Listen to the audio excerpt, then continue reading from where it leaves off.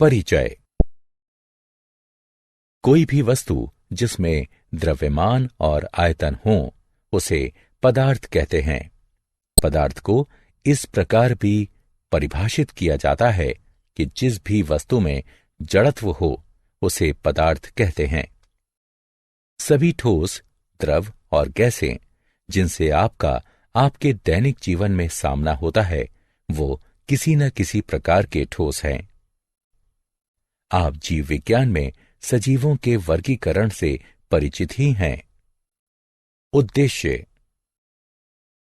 इस पाठ के अंत में आप निम्न करने में सक्षम हो जाएंगे: अवयवों, यौगिकों और मिश्रणों के अंतर को समझना, विलयन के अनुपात जानना, निलंबन और कोलाइट विलयन के बीच अंतर समझना, समांग द्रवों और विषमांग द्रवों को पृथक करने की अवधारणा को समझना, वायु के अवयवों के पृथक्करण को समझना, पदार्थों का वर्गीकरण।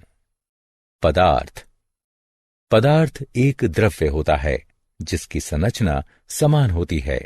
इसका अर्थ यह हुआ कि पदार्थ चाहे जहां भी पाया जाए वो सदैव समान रहता है। ये सभी पदार्थ हैं क्योंकि आप उन्हें जहां भी पाएंगे उनकी संरचना सदैव समान रहेगी।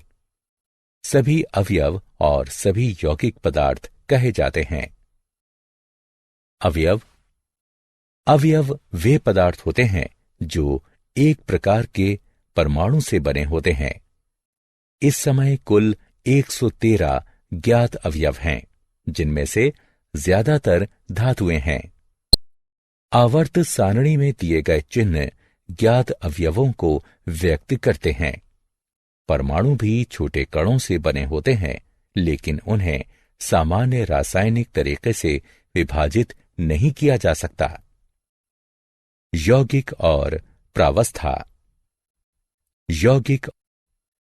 यौगिक वे पदार्थ होते हैं जो एक से अधिक प्रकार के परमाणुओं से बने होते हैं, जैसे जल, हाइड्रोजन और ऑक्सीजन परमाणुओं से मिलकर बना होता है।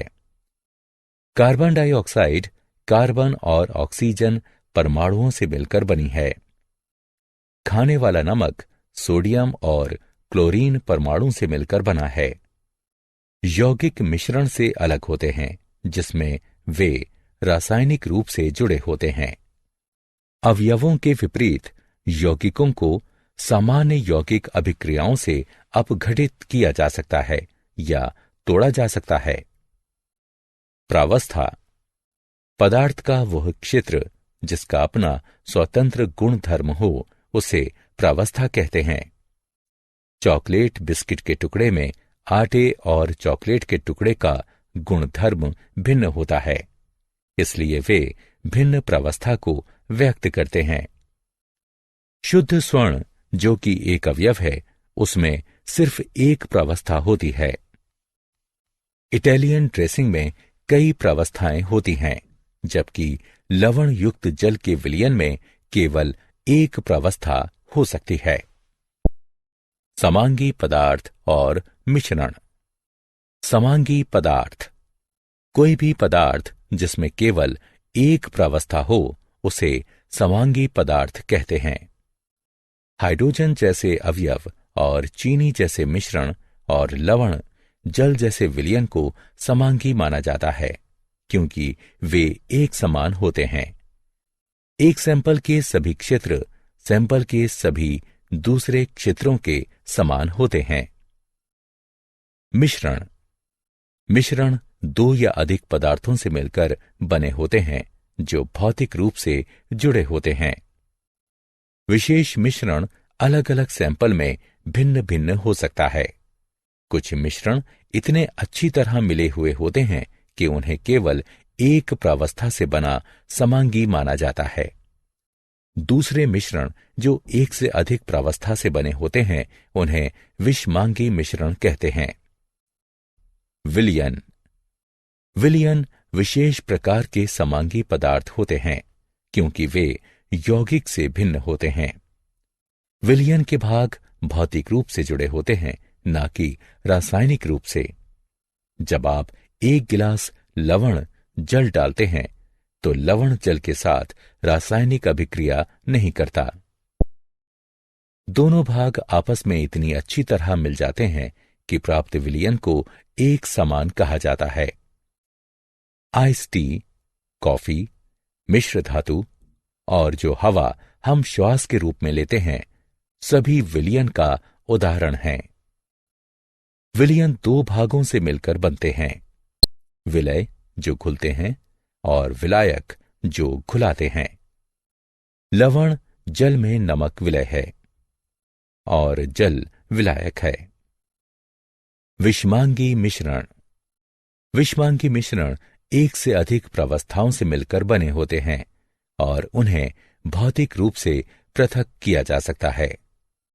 पहले उल्लेख किया गया चॉकलेट, बिस्किट, टास्ट, सलाद और मुनक्का भूसी अनाज का कटोरा विषमांगी मिश्रण के उचित उदाहरण हैं। अवयव। अवयव एक साधारण पदार्थ होता है जिसे सामान्य रासायनिक तरीकों से और ज्यादा विभाजित नहीं किया जा सकता। कार्बन, हाइड्रोजन, आयरन इत्यादि अवयव के कुछ उदाहरण हैं। मनुष्य को ज्ञात अवयवों की संख्या 114 है। यूरेनियम सबसे भारी अवयव है और हाइड्रोजन सबसे हल्का अवयव है। प्रत्येक अवयव एक दूसरे से भिन्न होता है क्योंकि प्रत्येक अवयव का एक विशेष प्रकार का परमाणु होता है। यह आकृति एक अवयव ए और दूसरा एक अवयव बी के परमाणुओं को व्यक्त करता है। एक अवयव को इससे छोटे पदार्थों में विभाजित नहीं किया जा सकता क्योंकि परमाणु अविभाज्य होते हैं। जब 2 अवयव मिलते हैं तो परमाणु ना तो जन्म लेते हैं ना ही नष्ट होते हैं। अतः प्राप्त पदार्थ का भार मूल अवयवों के द्रव्यमान के बराबर होता है। यदि एक अवयव ए का परमाणु अवयव बी के परमाणु के साथ जुड़ता है तो परिणाम स्वरूप प्राप्त यौगिक अणु में द्रव्यमान का अनुपात समान होता है। अतः यदि ए का एक परमाणु बी के 2 परमाणुओं से संयुक्त होता है तो परिणाम स्वरूप प्राप्त अणु में ए और बी 1:2 यानी द्रव्यमान के आधार पर में होंगे, जैसा कि चित्र में दिखाया गया है। एक मिश्रण में हालांकि परमाणु संयुक्त नहीं होते और वे किसी भी अनुपात में हो सकते हैं। यौगिक। यौगिक शुद्ध पदार्थ होते हैं जो 2 या अधिक अवयवों के एक निश्चित अनुपात में मिलने से बनते हैं। एक यौगिक में 2 या अधिक प्रकार के परमाणु होते हैं जो एक नया अणु बनाने के लिए रासायनिक रूप से संयुक्त होते हैं। जल ऐसे ही शुद्ध यौगिक का उदाहरण है जो हाइड्रोजन और ऑक्सीजन के 2:1 आयतन और 1:8 द्रव्यमान के मिलने से बनता है। हाइड्रोजन और ऑक्सीजन गैस के रूप में उपस्थित अवयव के अणु हैं, लेकिन विशेष स्थिति में हाइड्रोजन के 2 परमाणु को ऑक्सीजन के 1 परमाणु से संयुक्त किया जाए तो जल के अणु का निर्माण होता है। अतः जल एक यौगिक है। यौगिक विशेषकर जल 2 अवयवों को हाइड्रोजन और ऑक्सीजन को 1:8 द्रव्यमान में मिलाने से बनता है। यौगिक समांगी पदार्थ होते हैं जिनमें 2 या अधिक अवयव द्रव्यमान के एक निश्चित अनुपात में संयुक्त होते हैं। यौगिक के उदाहरण हैं साधारण नमक, कार्बन डाइऑक्साइड इत्यादि।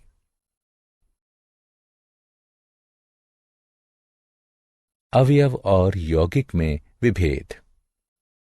मिश्रण। जब 2 या अधिक अवयव या यौगिक एक साथ मिलाए जाते हैं तो वे अपना निजी गुणधर्म छोड़े बगैर आपस में घुल जाते हैं। इन्हें मिश्रण कहा जाता है। मिश्रण को ऐसे पदार्थ के रूप में परिभाषित किया जा सकता है जो दो या अधिक पदार्थों की भिन्न मात्राओं से मिलकर बने होते हैं। वायु कई गैसों का मिश्रण है।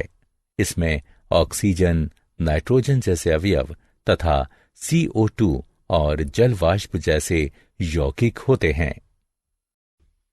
गतिविधि। एक बर्तन में आयरन और सल्फर का मिश्रण लिया गया है। इस मिश्रण के समीप एक चुंबक लाया जाता है। मिश्रण के साथ क्या होगा? केवल आयरन का बुरादा चुंबक की तरफ आकर्षित होगा। मिश्रण में कार्बन डाइसल्फाइड मिलाइए। आपने क्या देखा? सल्फर के कण घुल जाते हैं, जबकि आयरन का बुरादा अप्रभावित रहता है। इस गतिविधि से आप क्या समझते हैं? हम समझ सकते हैं कि मिश्रण के मूल संघटक अपना स्वतंत्र गुण धर्म बनाए रखते हैं। यहां आयरन चुंबक के प्रति आकर्षित होने का अपना गुण बरकरार रखता है और सल्फर कार्बन डाइऑक्साइड में घुलने की अपनी प्रकृति बरकरार रखता है। मिश्रण को समांगी या विषमांगी के रूप में वर्गीकृत किया जाता है। विलयन व्यावहारिक तौर पर समांगी मिश्रण होते हैं। समांगी और विषमांगी मिश्रण। एक विषमांगी मिश्रण सामान्यतः नंगी आंखों के प्रत्यक्ष होता है।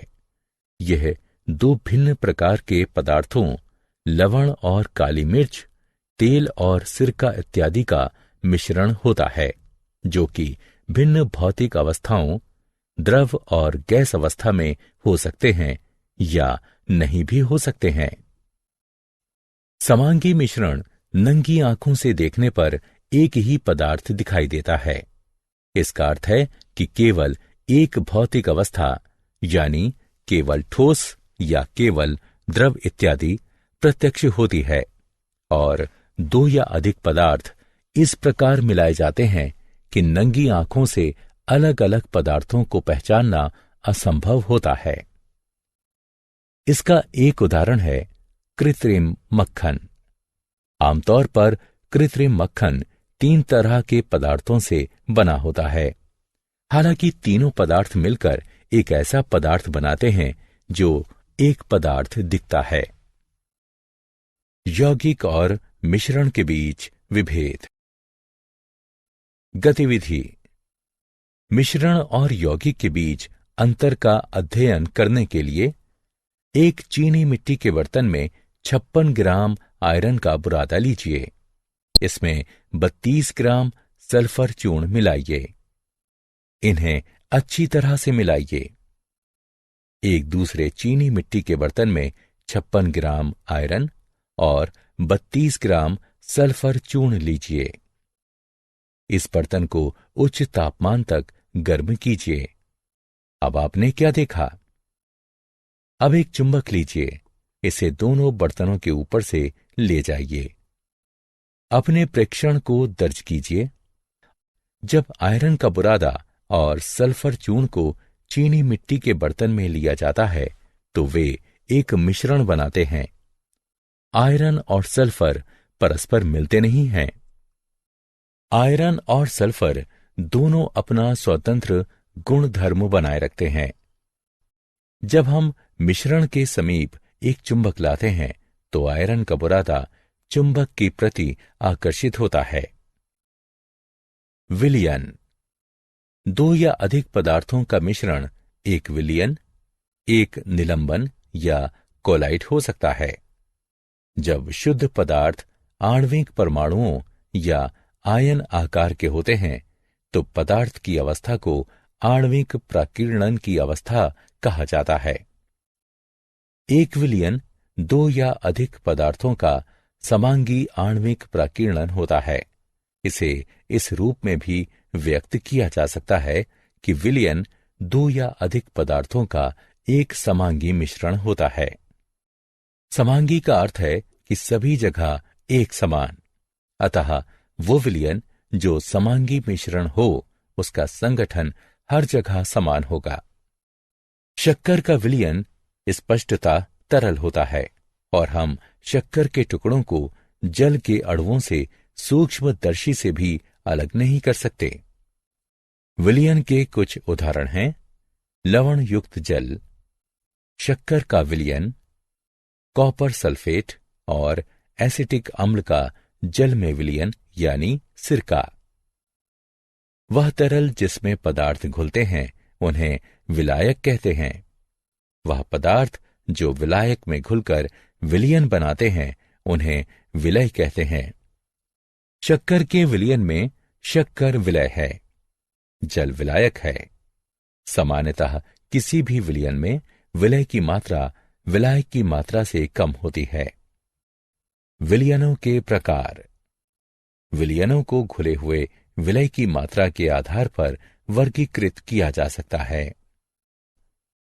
असंतृप्त विलयन वह विलयन है जिसमें विलयन का तापमान बढ़ाए बिना और विलय मिलाया जा सकता है। संतृप्त विलयन वह विलयन है जिसमें एक नियत तापमान पर विलय की अधिकतम मात्रा घुल चुकी है। संतृप्त विलयन में घुले हुए और नहीं घुले हुए विलय की मात्रा परस्पर साम्य में होती है। पूर्ण संतृप्त विलयन वह विलयन होता है जिसमें विलय की मात्रा संतृप्त सांद्रता से अधिक होती है। विलयन का गुण। एक सच्चा विलयन समांगी मिश्रण होता है। विलयन के घटक छनन जैसी विधियों से आसानी से पृथक किए जा सकते हैं। विलय कणों का आकार बहुत छोटा होता है और इनका व्यास 10⁻8 सेंटीमीटर होता है। विलयन के कणों को सूक्ष्मदर्शी से भी नहीं देखा जा सकता। विलयन स्वच्छ और पारदर्शी होता है। विलयन स्थिर होता है और यदि हिलाया ना जाए तो विलय कण नीचे नहीं बैठते। निलंबन। कुछ पदार्थ द्रव में नहीं घुलते। ऐसे पदार्थों के छोटे कण द्रव में निलंबित रह जाते हैं, जैसे कि रेत, कीचड़ जल में निलंबित रह जाते हैं। इसी प्रकार ठोस गैस में भी निलंबित रह सकते हैं। इन मिश्रणों को निलंबन कहते हैं। निलंबन एक विषमांगी मिश्रण होता है जिसमें ठोस के छोटे कण द्रव या गैस के पूरे द्रव्यमान में घुले बिना निलंबित रहते हैं। निलंबन के गुण धर्म। निलंबन एक विषमांगी मिश्रण होता है जिसमें ठोस के छोटे कण द्रव या गैस के पूरे द्रव्यमान में घुले बिना निलंबित रहते हैं। निलंबन में कण सामान्य आंखों से दिखाई देते हैं। कणों का व्यास 10⁻5 सेंटीमीटर होता है। विलयन में कणों को द्रव से अलग छान कर किया जा सकता है। स्थिर रखने पर निलंबन के कण नीचे बैठ जाते हैं।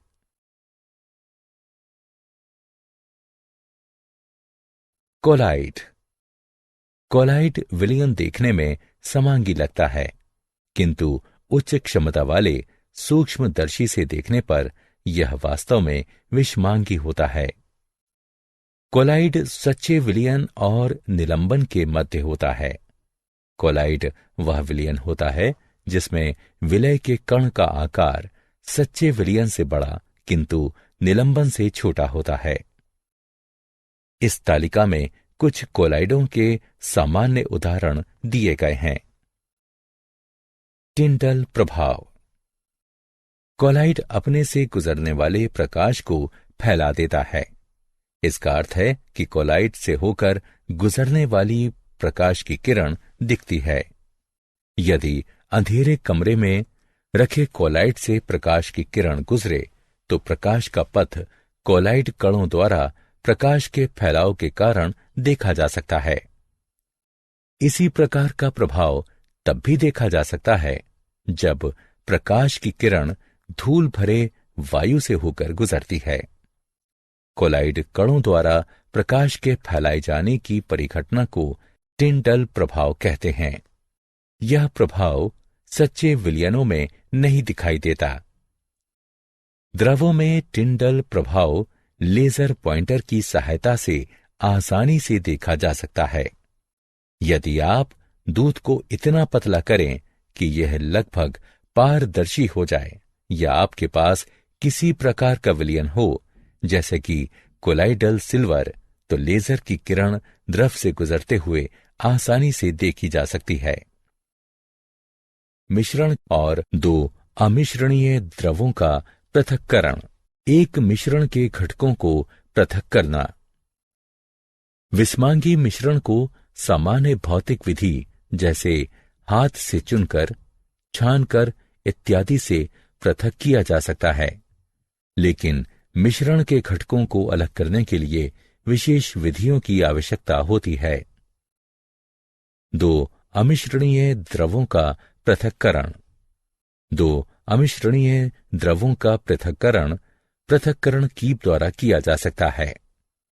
गतिविधि। एक पृथक्करण कीप लीजिए और इसमें डायथिल ईथर लीजिए। इसे कुछ देर स्थिर छोड़ दीजिए। डायथिल ईथर और जल की परत पृथक हो जाती है। कीप के नीचे एक फ्लास्क रखिए और ऊपर से स्टॉपर हटाकर स्टॉप कॉर्क को खोल दीजिए। जल की निचली परत को बाहर निकाल दीजिए।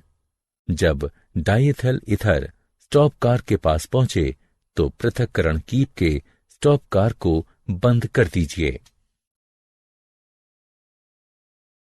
दो मिश्रणीय द्रवों का पृथक्करण। दो मिश्रणीय द्रवों का आसवन विधि से पृथक्करण। गतिविधि। एक आसवन फ्लास्क में एसीटोन और जल लीजिए। एक छिद्र में थर्मामीटर डालिए। फ्लास्क के बगल की नलिका को लाइबिक के दोहरी दीवार वाले संघनक से जोड़िए। गैस बर्नर की सहायता से द्रव को गर्म कीजिए। एसीटोन वाष्पीकृत होता है। वाष्पन से प्राप्त वाष्प संघनक के बगल के भाग में एकत्रित होता है। संघनक में बहता हुआ शीतल जल एसीटोन को द्रव के रूप में संघनित कर देता है, जो कि गृहीता में एकत्रित होता है। फ्लास्क में जल शेष रह जाता है।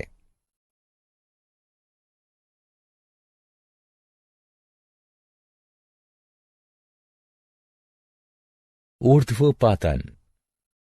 अमोनियम क्लोराइड, कपूर इत्यादि पदार्थ गर्म करने पर ठोस से सीधे गैसीय अवस्था में परिवर्तित हो जाते हैं। ऐसे पदार्थों के लिए ऊर्ध्वपातन की विधि प्रयोग की जाती है। ऊर्ध्वपातन वह प्रक्रम है जिसमें ठोस सीधे गैसीय अवस्था में परिवर्तित हो जाता है। गतिविधि। एक चीनी बर्तन में रेत और आयोडीन का मिश्रण लीजिए। बर्तन को उल्टे कीप से ढक दीजिए। बर्नर की सहायता से मिश्रण को धीमे धीमे गर्म कीजिए। कीप से आयोडीन वाष्प की बैंगनी रंग की लौ उठती हुई साफ तौर पर देखी जा सकती है। आयोडीन वाष्प कीप में संघनित होकर ठोस रूप में एकत्रित होता है। जब बर्तन के मिश्रण से वाष्प निकलनी बंद हो जाए तो गर्म करना बंद कर दें। शुद्ध आयोडीन क्रिस्टल निकल चुके हैं। ऊर्ध्वपातनीय रेत बर्तन में शेष रह जाती है। आयोडीन ऐसे पदार्थ का सामान्य उदाहरण है जो प्रत्यक्षतः कमरे के तापमान पर धीरे धीरे ऊर्ध्वपातित होता है।